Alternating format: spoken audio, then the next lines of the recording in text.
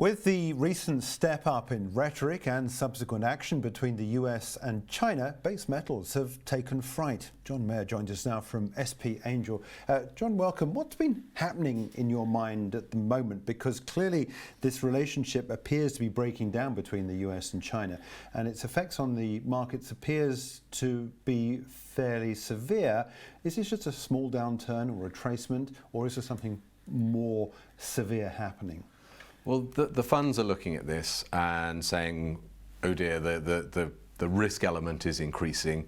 America has just increased, will put another 10% onto tariffs for the 300 billion that they didn't have tariffs on to start with.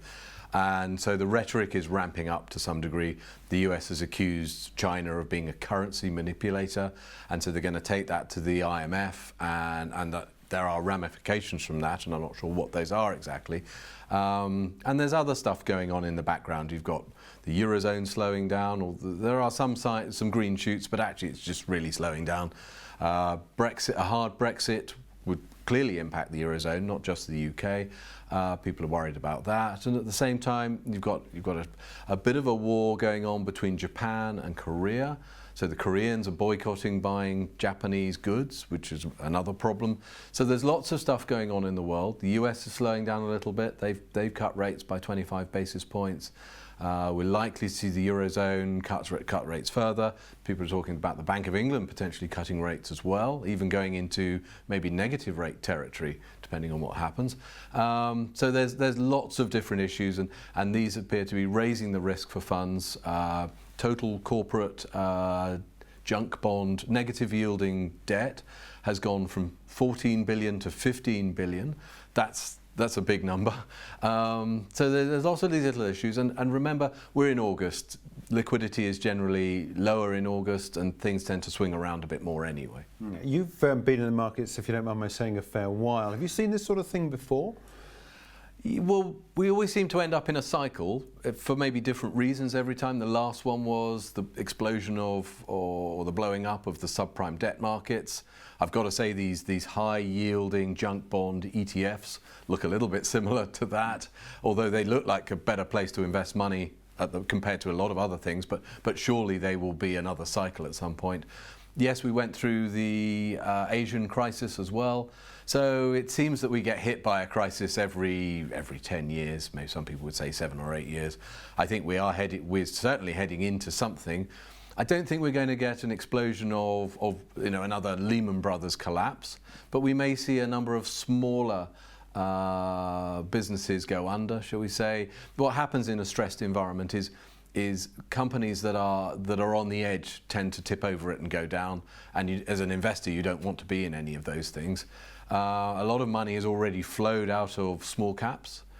Fortunately, haven't done so badly because there's a lot of underlying smaller investor support in most of these things.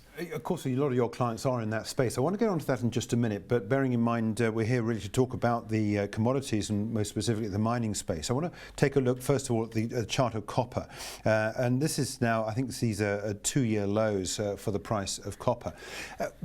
What is this? What sort of effect does this have? I mean, clearly you talk about the potential lack of growth in the world, and copper is a big component part of any economy that's growing.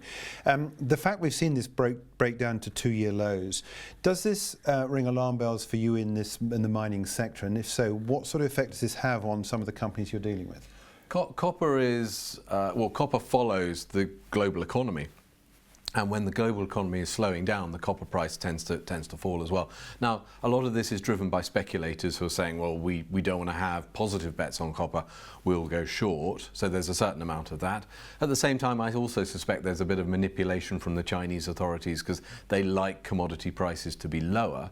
And remember, the renminbi's just fallen as well. So the Chinese central bank has allowed the renminbi to fall, or maybe even encouraged it to fall, and Chinese buyers of copper will want to pay a bit less for it. So look at what's going on with global currencies.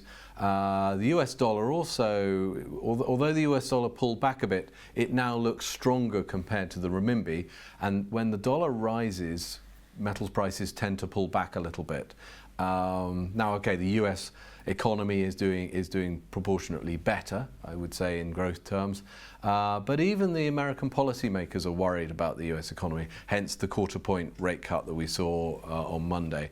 So lots of policy issues going on, lots of people concerned about the growth rate of the global economy, and therefore commodities pulling back a bit. Interesting what you say about the Chinese renminbi and the fall that we've had, the rise in the dollar against the Chinese currency.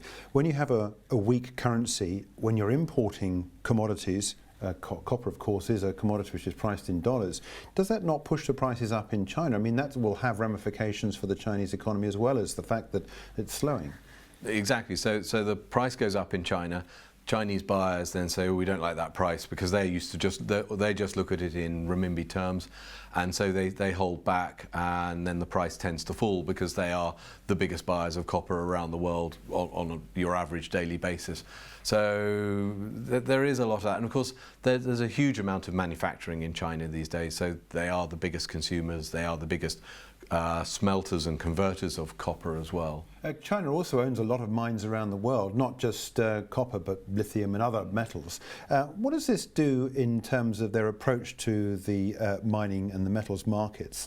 Do they start thinking, well, we can start offloading some of these, we wish to offload some of them, or will they look out for opportunities to buy further into some of the commodities around the world? Well, our experience over the last 15, 20 years is the Chinese are always looking for opportunities to buy more and more commodities around the world. So in the Congo, and they go into difficult places. I mean, they go into almost anything they can buy into, really. They want to buy production or near-term production. Some of the stuff is quite risky. They've bought an awful lot of lithium in recent years, and a lot of that is future lithium production rather than current production. Copper, cobalt, they bought a lot of in the Congo. So the government held some of that back a bit a few years ago, but that certain companies are still allowed to go out and buy overseas mines. So the drop in the prices you just mentioned, the lithium, the copper and so forth, are they encouraged to go and buy more at the moment, or are they going to start sitting on their hands? Well, we will see over the next few months, but we have seen generally the Chinese still buying assets, but we did see an Australian company pull back out of a deal because they said the Chinese had reneged on their agreement. Now, that sort of thing worries us slightly. Will the Chinese suddenly start pulling back from these things? I don't think so. I think the long-term policy is still for China to want to control its commodity supply chain. Taking a look at some of the other metals, nickel, we've got a chart here for nickel showing some encouraging rises recently. Yes, there's been a little bit of a pullback in the last couple of days or so, but broadly speaking, this is one of the metals that's holding up. What other metals are you looking at particularly? But not you comment specifically on nickel, but is there anything that you are looking at the moment which is perhaps maybe bucking the trend? Well, we are very focused on the battery and electric vehicle side of things at the moment, and whilst cobalt has come down, the Chinese are producing lots of cobalt, nickel price is going up because nickel hydroxide is going to become more and more in demand, because there are a lot of new battery factories in China that are ramping up their production, maybe a little stalled at the moment, but they are effectively ramping that production using NMC, nickel, manganese, cobalt batteries. They've all got lithium in them, despite the name, lots of lithium in there. But of course, the nickel markets need to respond to this. Now, you don't really want to buy nickel metal for those factories. You want to buy nickel hydroxide is the best product. So nickel companies that can produce nickel hydroxide, we think, will do very well. They'll have an immediate cost advantage. But nickel is being acquired in order to feed these factories, and there will be a very substantial increase in demand there. Lithium carbonate prices have pulled back, but again, I think that's a temporary issue. I think there'll be a lot more demand for lithium carbonate and lithium hydroxide as well going forwards. And the other one is vanadium. We think the vanadium price jumped 10% last week in China. It's at $40 a kilo.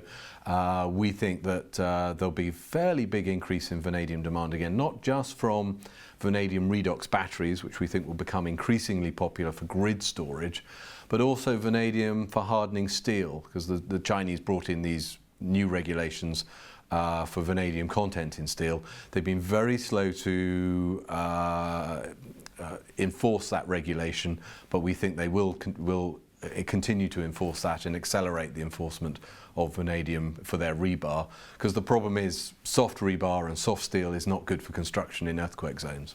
Yeah. Just if I can, one last final comment on iron ore. I don't know whether or not you've got anything to say about this particularly, but this is a daily chart. This is a particularly harsh pullback in the last few days or so. What's happening on the iron ore space at the moment to deliver this sort of pullback in the market? Well, the iron ore price was extraordinarily high. It was driven up by the disaster in Brazil when the Vale Dam collapsed. In fact, there were 2 dam collapses in recent years. So one is unfortunate, 2 is looks like negligence, and there will be court cases around that for many years to come.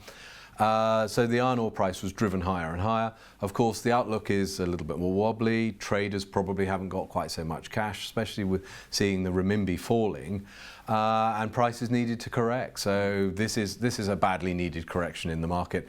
But Rio Tinto and BHP having a great time with these prices. Yeah. Okay, look, John, we'll have to leave it there, but thanks indeed for joining us. Sir John Meyer, their partner and founder of SP Angel, talking to us there about some of the metals prices as we witness this move with the souring of relations between the US and China.